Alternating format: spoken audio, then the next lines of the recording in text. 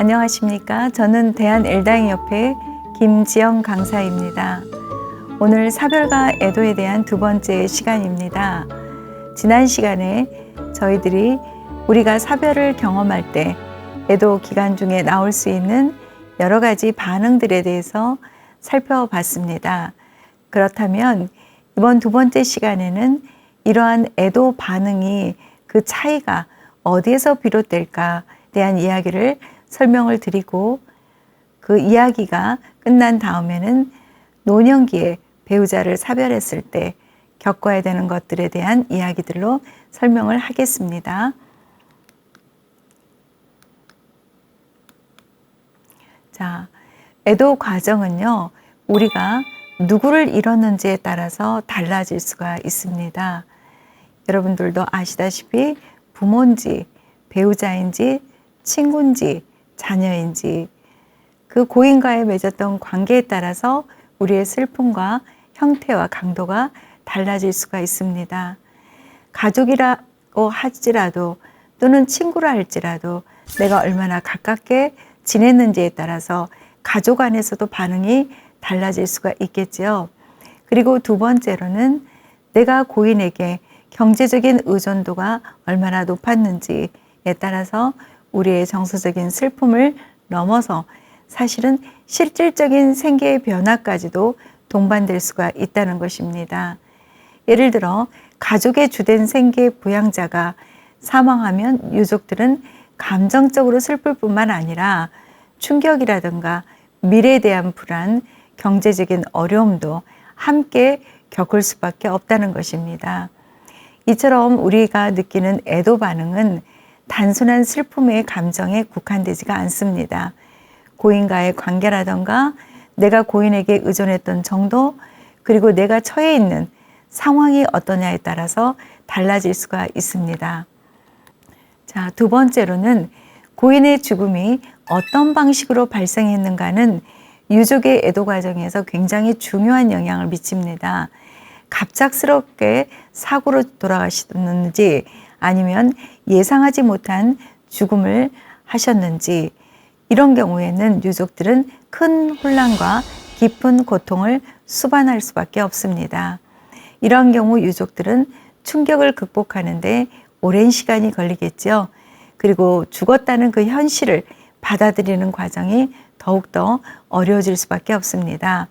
반면에요, 오랜 투병 끝에 맞이한 죽음을 겪으신 유가족들은 일정 부분 심리적으로 준비가 이루어졌을 가능성이 크지요. 가족들은 고인의 마지막 순간을 지켜보면서 작별을 준비할 시간이 있었을 수도 있고, 또 이를 통해서 비교적 서서히 애도의 과정을 밟아갈 수 있었을 겁니다. 그런데 반면에 투병 중에 투병을 하는 기간 동안의 가족들의 힘든 상황들이 있기 때문에 그때 느꼈었던 여러 가지 자신들의 생각 때문에 돌아가신 이후에 죄책감으로 힘들어하시는 분들도 있습니다. 특히 자살이나 타살과 같은 경우에는요, 이런 극단적인 상실을 경험하는 유가족들은 그 감정적 충격은 더욱 복잡해질 수밖에 없습니다. 자살이라는 경우는요, 우리들이 많은 죽음 중에서 가장 유족들에게 힘든 죽음이고 의문이 많이 남기는 죽음입니다. 그래서 유족들은 충격과 슬픔뿐 아니라 죄책감, 분노, 후회 등 복합적인 감정을 경험할 가능성이 아주 높습니다. 내가 더 도와줄 수 있었을까? 내가 알았더라면 그 상황을 막을 수 있었을까? 내가 뭘 잘못했을까? 왜 하필이면 그곳에서 죽었을까? 왜 그 방법밖에 없었을까? 이러한 여러 가지 생각들을 끊임없이 반복을 하면서 스스로를 비난하거나 후회하는 감정이 지속될 수가 있습니다. 그러나 나의 가족이나 누군가가 다른 사람에 의해서 죽음을 당했다고 한다면 문제가 또 달라집니다. 법적인 절차를 통해서 가해자가 합당한 처벌을 받지 않았다는 그런 것들을 만약에 유족들이 느낀다면은 유족들은 극심한 좌절감과 분노를 경험하면서 오랫동안 이 감정을 정리하지 못하게 되고 이 상황이 점차 진행되면서 병리적인 상태로까지 갈 가능성이 아주 크게 된다는 겁니다. 이처럼 죽음을 맞이하는 방식과 시점 그리고 주변의 상황은 유족이 경험하는 애도 과정에 직접적인 영향을 미칩니다. 예상치 못한 죽음과 죽음된 준비 그리고 사건의 성격에 따라 슬픔을 받아들이는 방식이 다를 수가 있습니다. 자, 셋째로는요, 과거에 경험했던 상실이 현재의 슬픔에 영향을 미칠 수 있다는 것입니다. 어린 시절에 사랑하는 부모님을 꼭 떠나보낸 경험이 있다면 이후의 상실을 맞이하는 방식에도 그 영향을 줄 수가 있다는 겁니다. 그래서 이전에 내가 애도 경험이 부모님을 떠나보낼 때 충분하게 애도 경험이 적절하게 해결이 되지 않은 경우라면 결혼해서 살면서 새로운 상실을 더 경험하게 될 때 그 상실이 더 크게 다가올 수가 있다는 겁니다. 그런데 반대로 이전 경험이 현재를 대비할 수 있도록 돕는 경우도 있을 수가 있습니다. 자, 사례를 들어서 여러분들께 설명을 드리겠습니다. 50세 되는 분이 어린 시절에 갑작스럽게 어머니를 잃었습니다. 가족들은 슬픔을 표현하지 못하게 했습니다. 울면 안 된다. 사내 자식이 울면 안 된다. 네가 울면 엄마가 좋은 곳으로 가지 못한다. 이제 그만 울어라. 그리고 잊어라. 이렇게 주변의 가족들의 말 때문에 마음껏 슬픔을 드러내놓고 울지를 못했습니다. 그러다가 세월이 많이 흘러서 본인이 결혼을 하고 가정을 꾸린 그는 바쁜 일상 속에서 어머니의 죽음을 잊고 살았습니다. 그런데 갑작스럽게 배우자가 죽었습니다. 배우자의 죽음이 그를 다시 깊은 슬픔으로 밀어넣었습니다. 처음에는 배우자를 잃은 아픔만으로도 아팠기 때문에 그것이 힘들다고만 생각을 했습니다. 그런데요, 점점 시간이 가면서 과거의 기억이 겹쳐서 생각나기 시작했습니다. 어머니를 떠나보냈던 어린 시절의 슬픔이 함께 되살아난 것입니다. 어릴 때도 사랑하는 사람을 잃었었는데 또 같은 고통을 내가 또 겪어야 한다니 이런 생각이 밀려오면서 너무도 깊은 우울감과 무게감에 압도가 되었습니다. 이처럼 과거에 내가 경험했던 상실이 이후에 상실을 경험할 때 치유적인 개념이 될 수가 있는가 하면은 오히려 현재의 상실에 대한 경험을 더 힘들게 만들 수가 있다는 것을 여러분들에게 소개를 드렸습니다. 지금까지 소개한 내용처럼 애도의 반응과 과정은 사람마다 다르게 나타납니다. 또한 같은 상실을 경험하더라도 개인의 배경, 관계, 경험에 따라서 애도 방식이 달라질 수가 있습니다. 이러한 차이를 이해하지 못하면 애도 반응에 대한 오해가 발생할 수가 있습니다. 실제로 자녀를 잃고 깊은 슬픔에 빠진 어머니가 다른 사람들이 예상했던 애도 반응으로 다른 사람들이 예상한 애도 반응과 달라서 오해를 받고 억울한 옥살이를 한 사례도 있었습니다. 우리나라의 이야기는 아니지만 호주에서 있었던 이야기입니다. 호주의 한 가족이 캠핑을 하던 중에 구조된 아기가 갑자기 사라졌어요. 그래서 엄마는 절박한 목소리로 늑대가 내 아기를 물고 갔어요 하고 고함을 쳤습니다. 그런데 사람들은 그녀의 말을 믿질 않았습니다. 왜냐하면 아기 엄마가 바닥에 주저앉거나 울고불고 고함을 비명을 치거나 남을 붙잡고 통곡을 하는 모습이 아니었고 오히려 침착한 태도로 보이면서 그저 늑대가 내 아이를 물고 갔습니다 하고 하소연을 하더라는 겁니다. 그래서 많은 사람들에게 이런 엄마의 모습이 낯설게 느껴졌습니다. 아기를 잃은 엄마가 이렇게 차분할 수가 있을까? 의심은 곧 확신이 되었고 결국 그녀는 살해 혐의로 유죄 판결을 받아서 감옥에 갇혔습니다. 그런데 몇 년 후에 늑대가 아기를 죽였다는 결정적인 증거가 발견되었습니다. 결국 그녀는 무죄로 풀려났습니다.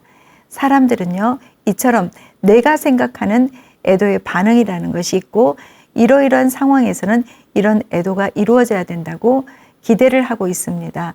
그러나 아까 첫 번째 시간에 지난번에 말씀드렸던 많은 세상의 인구만큼 애도의 반응은 다르다는 걸 우리가 알고 있는 것이 필요하겠지요. 자, 지금까지 사별 시 우리가 경험할 수 있는 다양한 반응들에 대해서 살펴보았습니다. 그런데요, 누군가는 다른 사람보다 더 자신이 힘든 시간을 보내고 있는 것 같다고 걱정을 하면서 마음의 병을 키워서 직접 상담실로 오시는 분들이 가끔 계십니다. 그런데 자신의 상태를 보다 객관적으로 구분할 수 있다면 지금 당장의 고민들이 오히려 쉽게 해결될 수가 있습니다. 사랑하는 사람을 잃었을 때요, 누구나 처음에는 큰 슬픔을 느끼죠.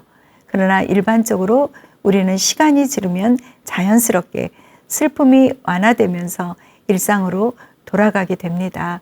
그러나 어떤 분들은 시간이 흘러도 슬픔이 줄어들지 않고 오히려 더 심해지면서 일상생활까지 어려워지고 몸과 마음의 건강까지 해치는 경우가 있습니다. 이를 전문적인 용어로 저희들은 복합 애도라고 이야기를 합니다. 그래서 이 복합 애도를 겪고 있는 분들은 병리적으로 병적인 상태로 분류를 하게 됩니다. 이런 분들은 혼자 힘으로 사실은 극복하기가 어렵습니다. 그럴 때는 전문적인 도움이 꼭 필요하다는 걸 알으셨으면 좋겠습니다. 정신의학적으로는요, 정신장애 진단 및 통계 편람이라는 어떤 책이 있습니다. 이거에 따라서 이 진단 안에 지속적인 비해 장애라고 진단명이 2022년도에 이 비탄 장애가 지속적인 비해 장애가 들어갔습니다.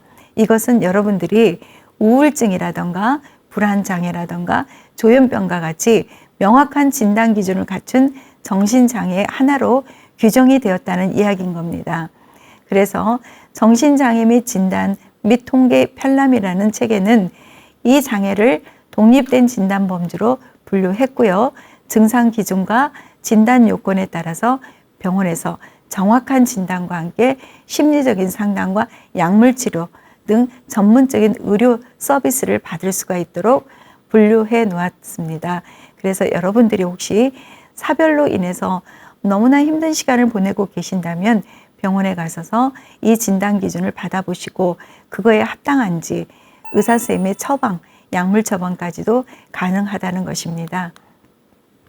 그러면 누군가는 애도 과정에서 수월하게 지나가는데 어떤 사람은 너무나 이 애도 과정이 힘들어서 고통을 받는 경우가 많지요. 그러면 우리들이 일반적으로 저희들이 애도 과정이 어느 경우에는 보다 더 정상적이고 어떤 경우에 병리적인지에 대한 그 기준을 좀 알고 있는 게 도움이 되실 겁니다. 그것은 첫 번째 기준이 무엇이냐면 애도의 지속 기간이 어느 정도냐에 따라서 저희들이 정상적인 애도 기간인지 병리적인 애도인지를 조금 구분을 하게 됩니다. 정상적인 애도는 시간이 지나면서 서서히 감정이 정리되고 삶의 균형을 찾아갑니다. 그런데 병리적인 애도는 시간이 지나도 슬픔이 줄어들지가 않아요.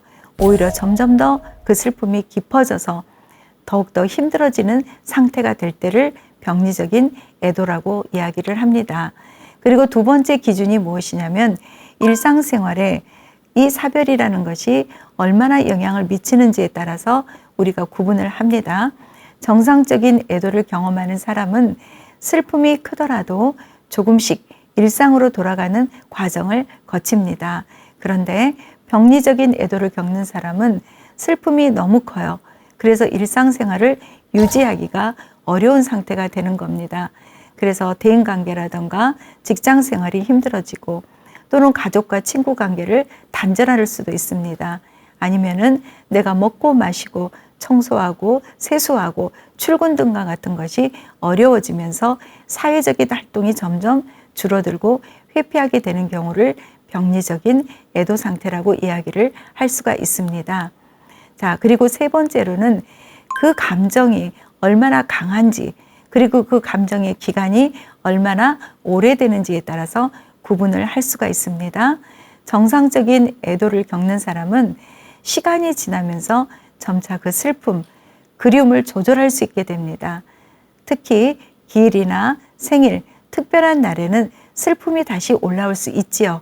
그렇지만 감정을 다스릴 수 있는 힘이 생겼기 때문에 받아들이는 과정이 이루어지게 된다는 겁니다. 그러나 병리적인 애도를 겪는 경우에는 슬픔의 강도가 너무 커서, 그리고 오랫동안 지속되어서 일상생활에 심각한 영향을 받는다는 겁니다. 시간이 지나도 내가 감정을 조절하는 것을 하기가 힘들고 오히려 더 심화되고, 고인이 돌아가셨다는 사실을 받아들이지 못하고 더욱더 집착을 하는 경우도 있습니다. 이 감정이 오랫동안 지속이 되게 되면 우울증으로 오게 되고 불안장애로 오게 되고 분노가 더욱더 격화되면서 일상생활에서 힘들어지고 삶의 균형이 깨지기가 쉽습니다. 이럴 때 구분을 할 수가 있습니다. 자, 이상으로 정상적인 애도와 우리가 병리적이라고 생각하고 병원에서 치료를 받고 약물 처방이나 의사의 상담을 필요한 경우를 나눠봤습니다. 자, 여러분이 이를 기준으로 자신의 상태를 살펴보시는 것도 필요하고요. 왜 제가 이 기준점을 말씀을 드렸냐면 처음 첫 번째 시간에도 말씀드렸던 여러 가지 반응들을 또 이야기했던 이유는 상담실을 오시는 분들 중에서 자신의 상태가 정상적이지가 않다고 생각하시면서 굉장히 불안해하십니다. 그럴 때 제가 이러이러한 지식적인 이야기를 설명을 해드리면 본인들이 굉장히 편안해 하시면서 어느 부분은 불안이 툭 떨어지시면서 자기를 뭔가 추스릴 수 있는 그 마음을 준비하게 되고 힘을 얻어서 가시는 분들을 많이 보게 되었습니다. 그래서 이런 측면에서 여러분들이 가정에서 혹시 이 방송을 보시면서 애도의 상황에 계시다면 이러한 이야기들을 좀 들어보시고 그걸 참조해 보시면 도움이 되실 것 같습니다. 자, 이번에는 노년기 배우자 사별에 대한 이야기를 해보겠습니다. 사회적 재적응 평가 척도라는 것이 있습니다. 즉 이것은 무엇이냐면 삶의 사건과 스트레스 수준 간의 관계를 측정하는 겁니다. 그래서 다양한 생활 변화가 내 몸과 정신과 건강에 어떤 영향을 미치는지를 그것을 수치화한 것입니다. 그런데요, 놀랍게도요, 배우자 사별이 가장 높은 점수 100점을 받았습니다. 이는 배우자를 잃는 것이 인간이 경험할 수 있는 가장 큰 스트레스 사건이라는 것을 나타내는 것입니다. 이혼은 73점으로 나왔고요. 가족 구성원의 사망은 63점입니다. 그리고 직업이 해고되는 것은 47점으로 나왔습니다. 자, 이처럼 우리가 생각하는 것 이상으로 배우자의 사별이 가장 큰 우리가 삶에 살아가면서 큰 영향을 미치는 요인이라고 볼 수가 있습니다. 자, 그러면 특히 배우자를 사별하는 가운데서도 노년기에 배우자를 사별하면 왜 이렇게 힘이 드는가? 왜 그럴까요? 노년기에 배우자를 잃는 것은 단순한 이별이 아닙니다. 그것은 나의 삶의 균형 자체가 다 무너지는 경험이라고 말씀들을 하십니다. 배우자는 단순한 동반자가 노년에는 아니죠. 인생의 가장 친구이고 연인이기도 하고 또는 평생을 함께 걸어온 동반자였습니다. 그래서 사는 동안에 함께 목표도 세웠고 또 꿈을 꾸었고 이 꿈과 목표를 세우는 과정 속에서 이루어질 때 기쁨을 함께 했고 또 슬픔을 함께 공유했던 존재입니다. 그래서 우리는 어쩌죠? 이런 오랜 배우자의 눈빛만 봐도 서로의 마음을 알아차릴 수 있는 그런 사이였다는 겁니다. 그런 사람이 나를 남겨두고 떠났다면 나는 홀로 서기가 쉽지 않는 것이 현실이죠. 이것은 단순한 생활 방식의 변화가 아니라는 겁니다. 심리적으로나 정서적으로도 큰 도전이 됩니다. 오랜 시간 함께한 만큼 그 빈 자리는 쉽게 채워지지 않습니다. 시간이 흐른다고 슬픔이 사라지는 것도 아니죠. 해가 저물어 갈 때 혼자서 집으로 돌아가는 것이 너무 힘들죠. 빈집에 들어가 문을 열고 닫는 일조차 버거운 순간들이 왕왕 있습니다. 자, 예를 한번 들어볼까요? 유명한 문학가이십니다. 부인을 잃은 한 남성이 이렇게 말을 썼습니다.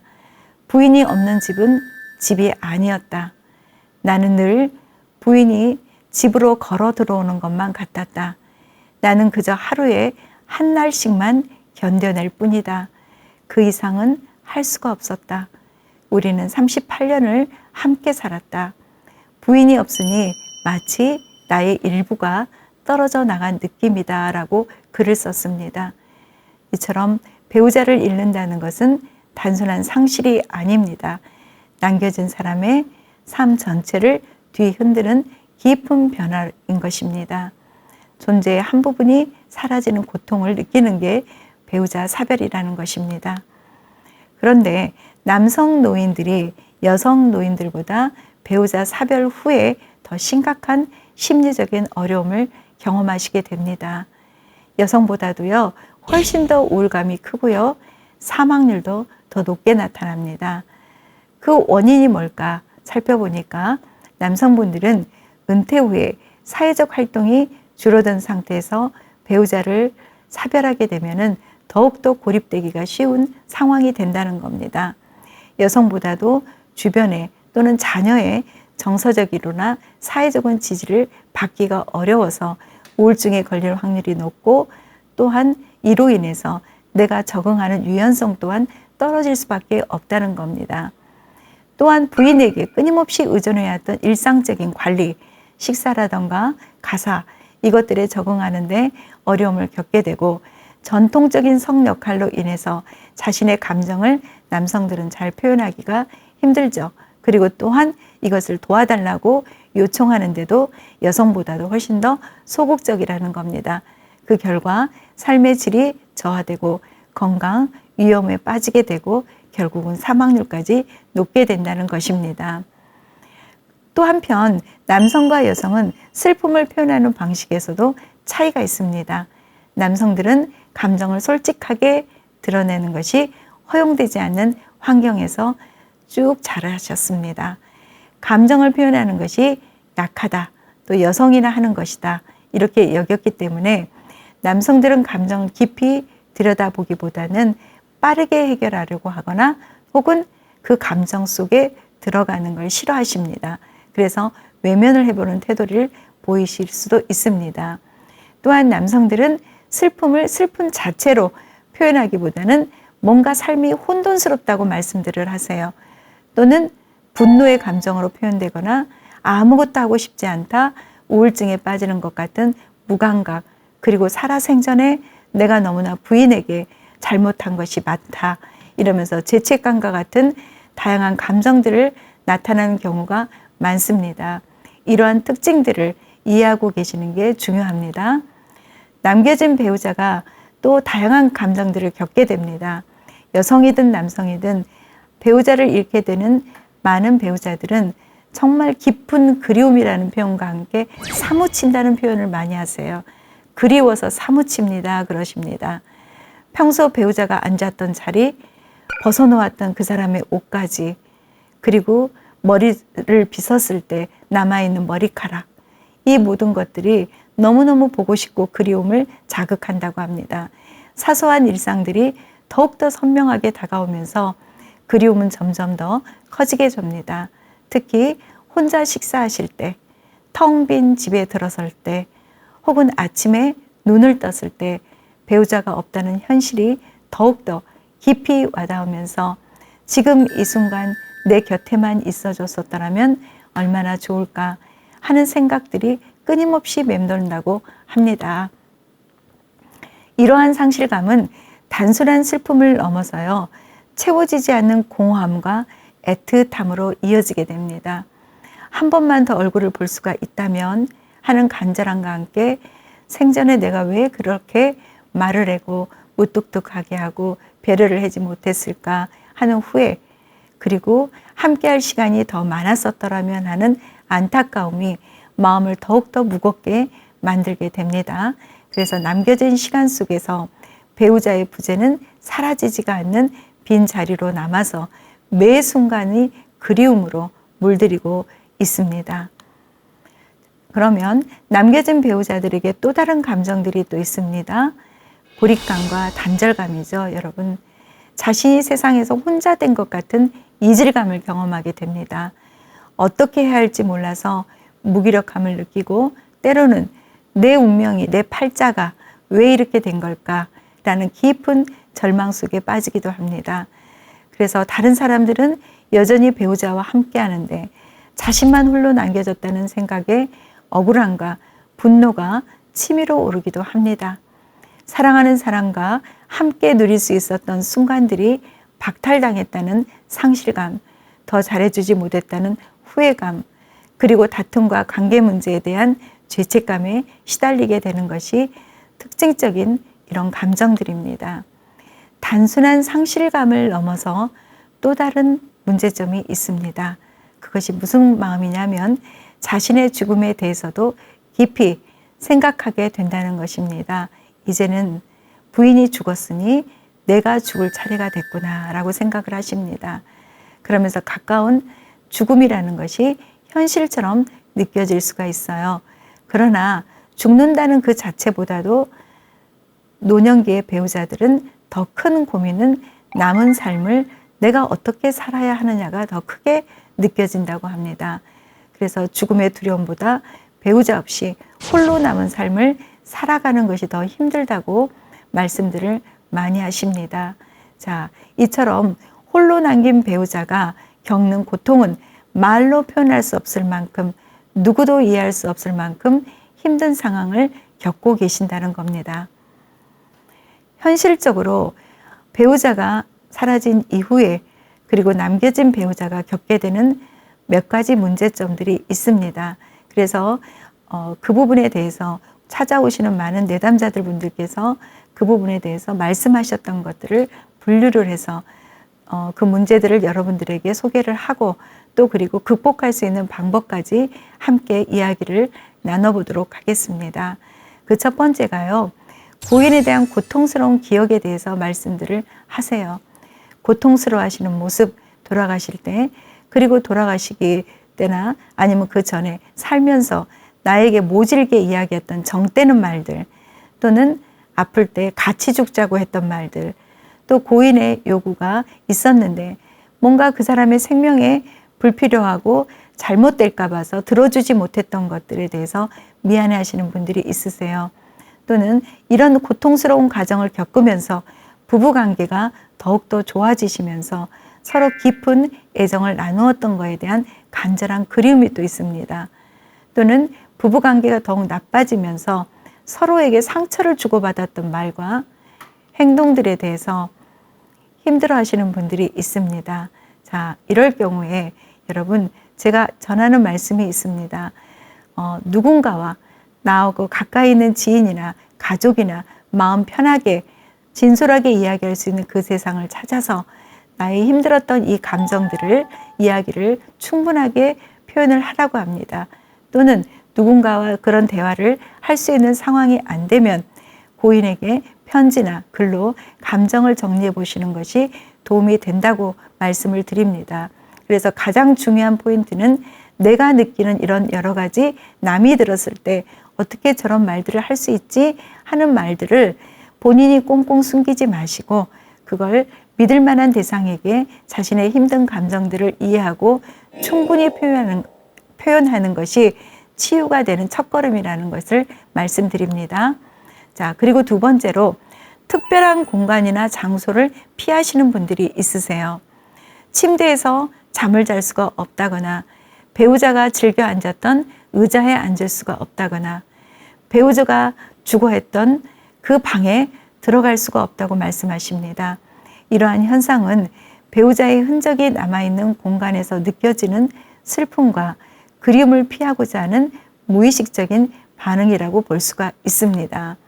그래서 이거에 대해서 조금은 치유적인 방법을 소개를 해드린다면 저는 점진적인 노출을 좀 하십시오 하고 말씀을 드려요. 그래서 이건 어떻게 하는 거냐? 고인의 기억과 관련된 장소나 물건들을 조금씩 조금씩 마주하시라는 겁니다. 그래서 작은 물건부터 고인의 감정이 조금씩 일어나는 이런 물건부터 장소부터 마주를 하시면서 감정 반응을 조절하는 능력을 키워보시라고 말씀을 드립니다. 예를 들면 배우자의 사진을 눈에 잘 보이는 곳에 두시다가 점점 더 가까이 온 곳으로 접근해서 사진을 보시거나 또는 배우자의 방 근처를 지나서 왔다 갔다 들어가시기 전에 연습을 해보시는 과정들을 겪게 하는 것입니다. 그리고 두 번째로는 의미를 좀 재구성해 보세요 하고 말씀을 드립니다. 배우자와 함께 했던 공간, 예를 들면 배우자의 방, 아니면 배우자가 앉았던 의자, 식탁들, 함께 봤던 소파, 이런 것들을 가지고 단순하게 그 사람이 함께 했던 의자라는 명칭으로 상실의 상징으로만 생각할 것이 아니라 그분과 함께, 내가 배우자와 함께 그 시간을 소파에 앉아서 즐겁게 텔레비를 보고 이야기를 나눴던 그 공간으로 의미를 구성을 해보라고 말씀을 드리는 것입니다. 그래서 그 공간 안에서 내가 즐거웠던 일 아니면 힘들었던 일들을 떠올리게 되면은 오히려 이런 감정들이, 그리고 두려워서 그 물건이나 장소를 피했던 것을 쉽게 극복할 수가 있게 되는 것입니다. 그리고 그 세 번째로는 배우자와 관련된 공간이나 물건을 떠올릴 때 드러나는 감정들이 있습니다. 이런 감정들을 힘드시게 되면, 직접적으로 표현하기 힘드시면 글로 써보시던가, 내가 느끼는 감정을 뭐라고 말로 표현하기가 그래요, 글로 쓸 만큼 정리가 되지 않았습니다 하시는 경우에 아까 첫 번째 시간에도 말씀드렸듯이 여러분들 끄적끄적 하시면 됩니다. 스케치북을 갖다 놓고. 자, 세 번째로는 환각 경험을 하신다고 얘기를 하십니다. 환각 경험. 자, 그래서 배우자를 잃은 후에 집안 어딘가에 배우자가 여전히 존재하는 듯한 느낌이 든다고 하시는 분들이 있으세요. 또는 배우자의 목소리가 들린다고 하시는 분들도 있습니다. 아니면 실제로 배우자를 보았다는 분도 있고 뭔가 느낌이 있어요. 배우자가 옆에 있는 것 같은 느낌이 느껴집니다. 이런 경우도 있고, 아까 목소리가 들린 걸 더해서 대화까지 했다고 하는 분들도 왕왕 계십니다. 이러한 현상은 단순한 착각이 아니라요, 감각이 재생되거나 고인의 존재를 깊이 그리워하는 마음에서 비롯될 수가 있다고 볼 수 있습니다. 이러한 경험은 매우 생생하게 다가옵니다.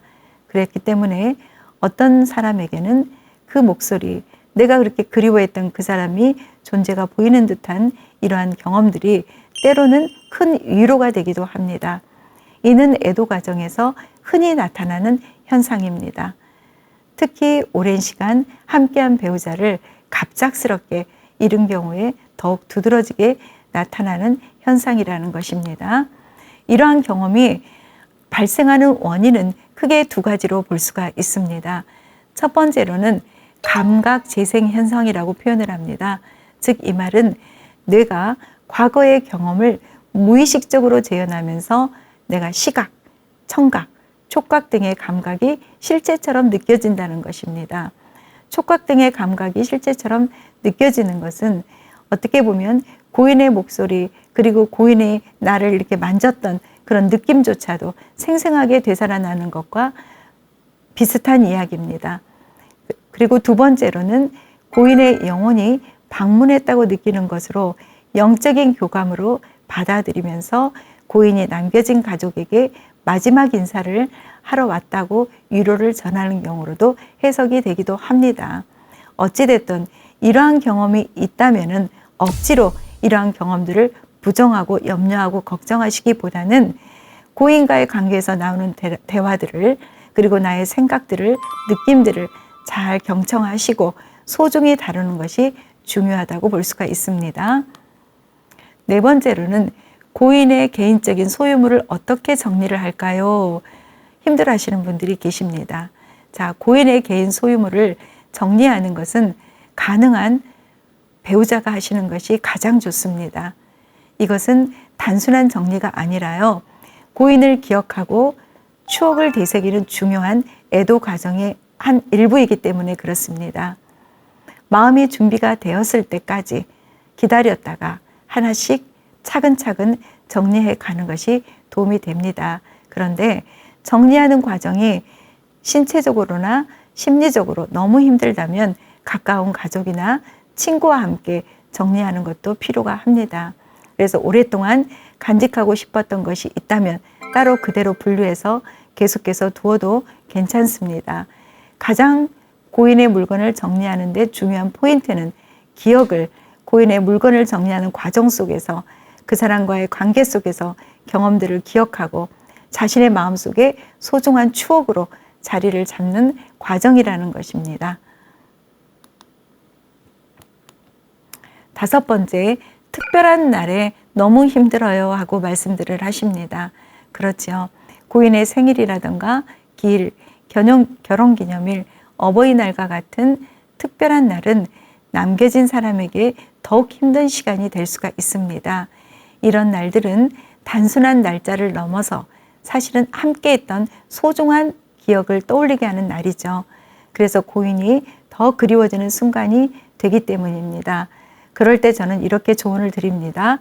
특히 그런 기념일에는 혼자 있지 않도록 하는 것이 중요합니다 하고 말씀을 드려요. 그래서 혼자 있게 되면 우울감에 휩싸이기 쉽지요. 그래서 미리 누군가와 그 날짜에 맞춰서 가족이든 친구든 약속을 잡아서 혼자 감당하기 어려운 감정을 만나서 이야기를 하고 그 시간을 좀 보내시는 것이 필요하다고 말씀을 드립니다. 그래서 그 환경 자체를 미리 조정하시는 것이 필요하다는 것입니다. 그리고 6번째, 중대한 결정을 내리기가 힘들다고 이야기를 하시는데 중대한 결정들을 내려야 되는 상황들이 또 있지 않습니까? 이럴 경우에 제가 몇 가지 조언을 드립니다. 첫 1년 동안은 객관적으로나 합리적으로 사고하기가 어려우시므로 중대한 결정은 되도록 하지 않는 것이 좋다고 제가 말씀은 1차적으로 드립니다. 그런데 꼭 내가 해야만 하는 경우라면 다른 사람의 도움을 좀 구하십시오 얘기를 드려요. 예를 들어서 재혼을 한다든가 이사를 한다든가 뭐 기타 여러 가지 문제들이 있겠지요. 특히 배우자를 잃은 후에 외로움과 공허함 때문에 재혼을 빨리 생각하시는 경우가 있습니다. 이는 감정적인 욕구에서 비롯된 사실은 선택일 가능성이 크기 때문에 새로운 관계를 맺기 전에 자신의 감정을 먼저 충분히 정리하고 사별의 슬픔을 자연스럽게 수용한 시간이 필요하다고 말씀을 드립니다. 그래서 저는 일반적으로 강의를 할 때나 상담을 할 때도 재혼은 1년이 지난 이후에 결정을 하셔도 좋을 것 같습니다 하고 말씀을 드립니다. 그러면 왜 1년입니까? 하고 저한테 물어보세요. 그러면 제가 1년은 4계절이 있지 않습니까? 4계절 동안에 그 각각의 계절마다 함께했던 배우자와의 추억들이 새록새록 떠오르게 되거든요. 그 경험들을 또 마주하게 되고요. 그랬으면 이 감정들을 잘 정리하고 수용하지 않았으면 재혼했을 경우에 그것이 문제가 되고 빠른 재혼이 오히려 행복하고자 했던 결혼에서 힘들어지는 경우를 가끔 봤기 때문에 그런 안내를 드립니다. 노년기의 배우자를 이룬 후에 재혼의 욕구와 시기는 남성과 여성의 조금 뚜렷한 차이가 있습니다. 한 설문조사에 따르면은 사별 후에 재혼을 고려하는 시점으로 응답자의 72%가 3년 정도 지난 후라고 대답을 했습니다. 남성인 경우에 약 3년 정도입니다. 그런데 남성이 배우자를 잃고 혼자 살게 되면 더 외로움을 느끼고 삶에 적응하는데 어려움을 더 겪습니다. 특히 평소 가정에서 아내에게 모든 것을 의존하는 비율이 높았던 남성일수록 더욱 그 어려움이 심화될 수밖에 없습니다. 남성들은 가사와 가정 운영을 또 아내에게 의존했고 사실은 자녀하고 관계에서 친밀도가 남성들이 낮은 경우가 많지요. 그래서 배우자가 떠난 후에 정서적인 교류가 부족해지면서 더욱 큰 애로움을 느낄 수밖에 없습니다. 아내가 있을 때 가족 간의 다리 역할을 해주었지만 혼자가 되고 나면 자녀와의 관계를 새롭게 다시 형성해야 되는 부담감이 커지는 상황입니다. 그러하기 때문에 쉽게 재혼을 생각하시는 경우가 있습니다. 반면 여성의 경우에는요, 평균적으로 재혼을 고려하는 시점이 7년이 지난 다음입니다. 남성보다 어찌 보면 훨씬 더 긴 기간 후에 재혼을 고려를 하십니다. 이러한 여러 요인들에는 사실은 경제적으로 자립한 여성들은 재혼의 필요성을 조금 덜 느끼십니다. 그리고 자녀와의 관계 속에서 독립적인 삶을 선택하는 경향이 큽니다.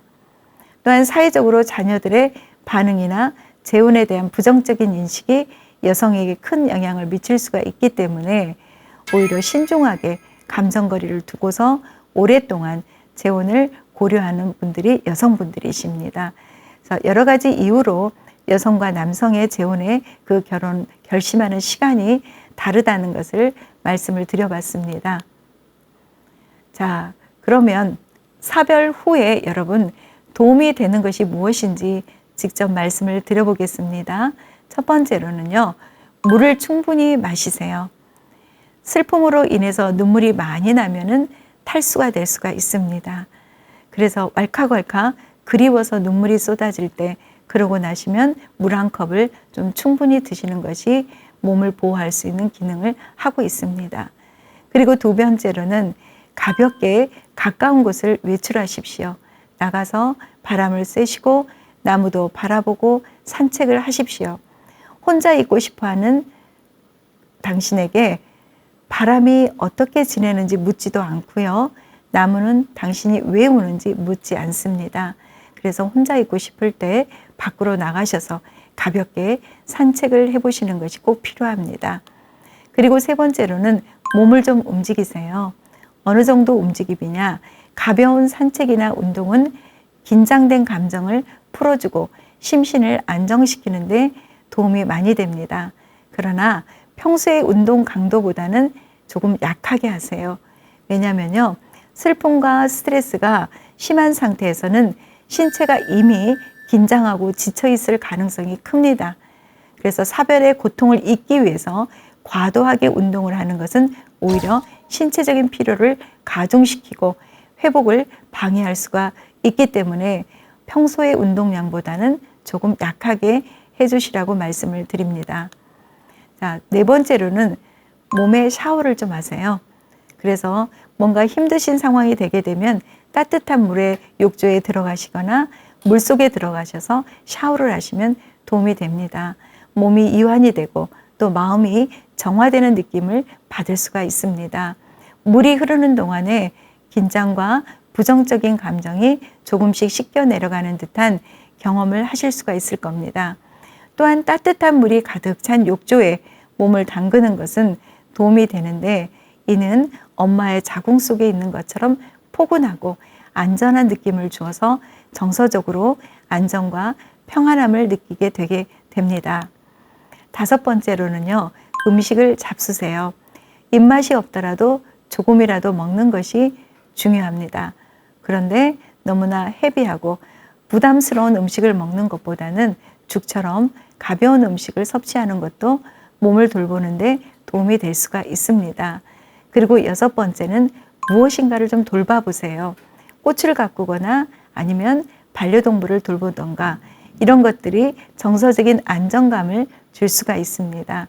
그래서 작은 것에서부터 힘이 가지 않은 것부터 보살피는 과정, 이 과정을 통해서 내 내면의 공허감이 채워지는데 도움을 줄 수가 있습니다. 그리고 마지막으로 일곱 번째입니다. 감정이 너무 격해졌을 때는 기계 조작을 한다던가 자동차 운전과 같이 집중이 필요한 활동은 삼가하시는 것이 좋습니다. 순간적인 부주의가 사고로 이어질 수 있으므로 조심하시는 것이 필요합니다. 자, 여러분 지금까지 여러 가지 감정들에 대한 이야기, 이러한 것들을 좀 해보세요 하고 말씀을 드렸었습니다. 가장 중요한 것은요, 슬픔을 치유하는 핵심은 무엇이냐? 어려운 것이 아닙니다, 여러분. 시간이 치유하는 것이 아니라 슬퍼해야만이 치유가 된다고 많은 학자들이 이야기를 합니다. 그러나 우리는 어렸을 때부터 어떤 이야기를 들어왔느냐? 울면은 울지 마라. 극복하라는 얘기를 들으셨을 겁니다. 그래서 다시 말씀드리면 슬픔은 극복하는 것이 아니라 표현해야만이 치유가 된다는 것을 말씀을 전달합니다. 그래서 자신이 슬픔과 고통 속에 있거나 또 배우자에 대한 모든 것을 뭔가 이야기를 하고 싶을 때 더욱더 많은 치유가 일어날 수가 있다는 겁니다. 제가 아시는 은사님께서 아드님이 백혈병으로 사망을 했습니다. 그런데 그 은사님께서 하셨던 방법이 3개월 동안 매일 밤마다 아시는 지인들을 모셔다 놓고 만나셨답니다. 그래서 본인이 음식을 대접하고 차를 대접하면서 매일 밤 믿을 만한 사람 그리고 자기가 이야기하면 나올 분들을 다 리스트를 만들어서 그분들과 3개월 동안 아들 이야기만 했다고 하더라고요. 좋았던 이야기, 슬펐던 이야기, 병으로 힘들었을 때 그 상태 이야기. 그로 인해서 치유가 되셨다는 말씀이 문득 떠올라서 여러분들에게 말씀을 드립니다. 그래서 죽은 사람에 관해 고인에 대해서 가족이나 친구에게 말하면 여러분 말한 만큼 우리는 오히려 그 사람을 잃어가는 게 아니라 그 사람을 내 마음속에 간직하면서 내 삶을 살아갈 수가 있다는 것입니다.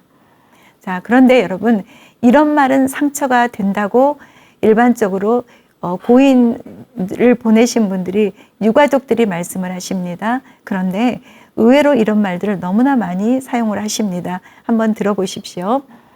그래도 오래오래 함께 사셨잖아요. 오래오래 사는 게 마치 죄책감을 느끼게 합니다. 자, 그분이 행복하게 살다 가신 것이 다행이라고 생각하세요. 고통 없이 빨리 돌아가셨으니 얼마나 축복이에요. 이제는 고통 없는 곳으로 가셨으니 기쁜 일이지요. 다 고난에는 다 뜻이 있다고 합니다. 하나님이 얼마나 사랑하셨으면, 신이 얼마나 사랑하셨으면 먼저 데리고 가셨나 봐요 하고 하는 이런 말들이 오히려 남은 유가족들에게는 굉장히 슬픈 말로 다가오고 위로가 전혀 되지 않는다고 말씀들을 하십니다. 그래서 우리가 일반적으로 사용했던 이 말들은 잘 들여다보면은 오히려 유가족들에게는 상처가 줄 수 있는 말이기 때문에 삼가하시는 것이 좋다고 말씀을 드립니다. 자, 그러면 마지막으로 마무리 정리하겠습니다. 우리가 누군가에게 위로를 받고자 하는 그 상황이 될 때가 있습니다. 그리고 내 옆에 위로를 받아야 되는 사람들이 있습니다. 그럴 때 가장 좋은 위로자라고 하는 것은 위로하기 위해서 우리는 말보다는 함께하는 태도가 더 중요하다는 겁니다. 그러기 위해서 불필요한 질문을 줄이시고 공감하고 고인에 대한 좋은 기억들을 함께 나누는 것이 필요합니다. 그러기 위해서 먼저 위로자는 사별자의 문제를 해결해 주려는 부담감을 내려놓으십시오. 그들의 감정을 대신 책임져 주려고 한다거나 내가 해결하려고 하기보다는 있는 그대로 존중하는 태도를 가지고 들어주시면 됩니다. 함께 있어 주시면 됩니다. 그래서 사별자들의 경험을 평가하거나 판단하지 않고 불필요한 조언을 삼가하십시오. 사별자에게 어떤 마음을 갖는 게 여러분들이 편하시냐면 내가 사별자의 이야기를 들음으로써 내가 그분에게 배운다는 그런 마음을 가지시는 게 오히려 가장 좋은 경청자이고 함께 해주는 동반자의 역할을 하시는 겁니다. 자, 이상으로 사별과 애도에 대한 이야기를 여러분들과 2시간에 걸쳐서 나눴습니다. 자, 수고 많으셨고요. 감사드립니다.